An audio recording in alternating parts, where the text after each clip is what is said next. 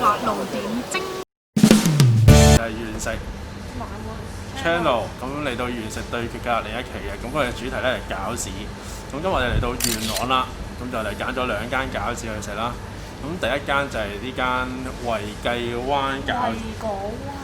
元朗其實有兩間分店嘅，咁我哋嚟咗咧水車館一間分店，就係由元朗西鐵站行過嚟，只需要5至到10分鐘嘅啫。有分啦，一個就配香濃豬骨湯，另一個就配是日靚湯嘅。咁兩者都標榜明㗎啦，特別係是日靚湯標榜明冇添加味精嘅，咁呢個係其中一個賣點嚟嘅。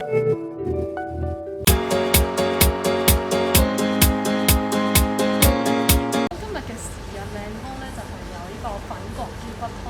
粉葛湯啦就好甜嘅。其實咧有陣時食出邊嘅餃子咧，佢啲湯係唔係去個餃子度嘅，不過依度咧就分開上嘅。鹹蛋黃芥菜鮮肉湯餃8隻45蚊。我覺得咧佢呢度啲餃子皮咧係相對薄啲嘅，多過平時食開嗰啲係薄啲嘅嗰啲。咁咧我嗌呢個特別就有芥菜鹹蛋黃。咁其實芥菜本身自己係有啲苦澀味㗎，你咧平時煲湯就可能啲人會加番薯落去煲啦。咁所以我覺得呢個芥菜餃子都幾特別。屋企咧煮菜啊，一啲鹹蛋芥菜嗰啲咪金銀蛋莧菜嗰啲鹹蛋啊，冇錯係。跟住咧佢啲鹹蛋咧係一粒粒嘅，咁就包咗入邊。紫粟米配咗芫茜餃嘅，咁其實都唔係好大隻嘅。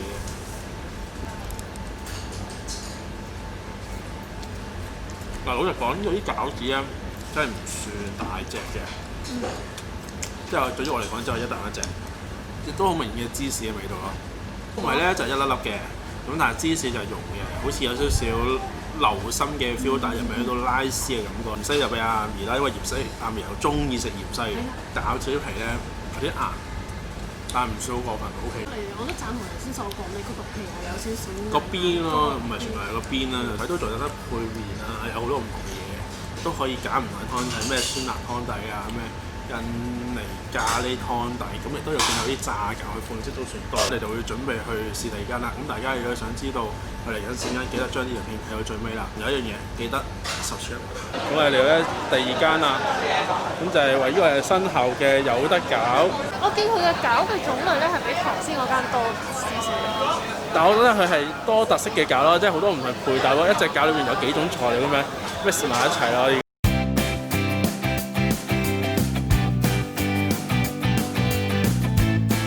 好，咁我就試下呢個泰式炸餃啦，咁呢就47蚊就得6隻嘅啫。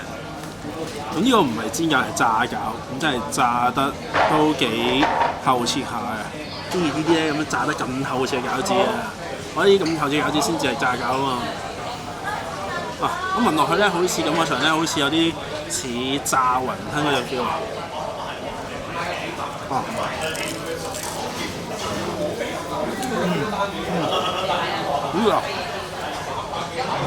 好嘅，因為咧炸餃咧，我覺得非常之脆，即係好似出面啲炸雲吞嗰種脆啦。後咧係有少少冬陰功嗰種 feel 嘅，嗰種味道嘅。但係呢個咧係好微嘅辣嘅，其實都唔可以算辣，但係就係有種少少刺口嘅味道咯。我覺得呢個係幾好食嘅呢個。咁我試一試下啲餃子汁啦。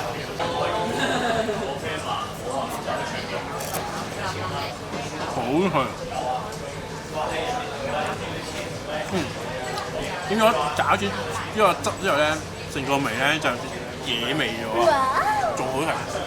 咁我咧就食呢個係香西花木耳豬肉餃，咁42蚊有8隻嘅。呢度咧就唔同嘅，佢係冇湯嘅。睇佢咧都好飽滿下，同埋咧佢可以咧透到入邊嗰啲色出嚟。我見到佢呢度啲芫茜都幾多下。佢個皮咧唔同話煎呢個皮咧好似係跟住厚少少嘅，擠啊豬肉啊都好多。喺個餃子汁先。總之叫甜甜嘅一個餃子汁呢度，呢度幾好。呢個嘅辣味咧，我覺得就唔係話好辣嘅，因為我哋嗌咗少辣。但係佢好中意佢個汁咧係甜甜地，唔同我哋平時咧就咁普通一啲醋或者倒落去就算。佢好明顯呢個餃子汁係調製過，有啲芫茜喺裏邊，所以就更加香咯。我好中意個汁多啲。呢個汁梗係滑露點睛。對芫茜係會多過木耳嘅，我比較中意呢間嘅芫茜，啲芫茜係重啲多啲，好好味。食完呢間嘢啦，咁總數咧就97蚊嘅。我哋睇下揀邊間係推薦，睇下直接講個名出嚟啦，埋一齊。好，1、2、3，又得㗎嚇。個人嚟講，我比較中意呢個嘅炸餃嘅，因為佢個東泰式餃咧，感覺上好似冬陰功餃咁樣啦，食落非常之開胃。而且啲餡咧真係好豐滿啦，相比啱啱嗰個一真係豐滿非常之多，咁我覺得都係幾好食嘅。中意係呢度啲汁啊，個餃子汁咧，我覺得好好味，都味到不得了啊！大家中意呢一間咧，都要係靠大家自己嘅味道去親身嘗試先知嘅。好，咁今日呢條片就到此為止啦。咁中意呢條片嘅朋友記得 like and share 呢條片啦。記得要 subscribe 我哋 channel 同埋撳埋隔離個鐘仔。好，下一條片再見，拜拜。就係我哋啦。係。臨時加印做乜嘢咧？就係我哋咧。因為阿達咧話唔夠飽，食咗2間餃子都話唔夠飽。其實係想食啲甜嘢啫，唔係唔夠飽。你唔好講到唔係食，OK？想食啲甜嘢。咁啊，我哋又經過咧，即係元朗福明街呢邊啦，諗住行去搭西鐵啦。又經過呢間，我覺得幾特別喎。好豆製研究所就係後面呢間店啦。咁呢間都係一間良心嘅小店嚟嘅，咁就主要買一樣嘢，買咩啊？豆漿。豆漿係啦，咁佢有好多唔同嘅味道嘅。咁啊有啲味道咧就會有無糖啦，有啲味道就會有就係得味糖啦，有啲糖咧就係得原味，即係唔可以控制呢個甜度嘅。好，咁但係咧由於我哋依家就即場試飲啦，咁我哋就諗住買翻去先飲嘅。咁佢基本上都最平都20蚊支嘅啦，原味豆漿，咁有呢個27蚊咁樣啦。咁有好多唔同味道嘅，我哋今次係買咗嗱烏龍茶、抹茶，仲有咩啊？黑豆係啦，有限量嘅黑豆。